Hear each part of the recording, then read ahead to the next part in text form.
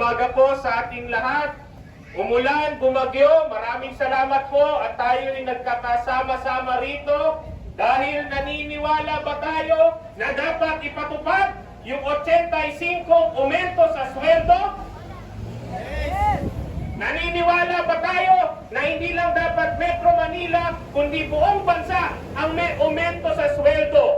Dahil kung haharangin ng iilang mga kumpanya, construction company, mga kumpanya ng malalaking commercial fishing, ano na lamang ang mukhang ihaharap? Hindi lang ng DOLE, kundi mamaya haharapin din natin yung grupo ng mga employer, yung ECOP. Magkaroon naman sila ng isang salita.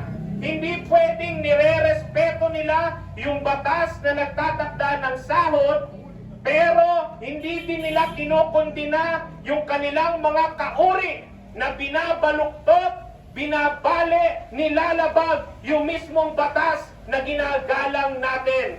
Tayo pong lahat ay naririto para igiit sa ating gobyerno. Hindi dapat tayong magkakaaway dito. Ang gobyerno at mga manggagawa, dapat ito po ay laban ng buong bayan kontra sa iilang mga kumpanya, iilang mga employer na ayaw lang magbayad ng aumento sa ating sweldo. Linawin natin, karapatan natin na magkaroon ng dagdag sahod, karapatan natin yung nakububuhay na sahod.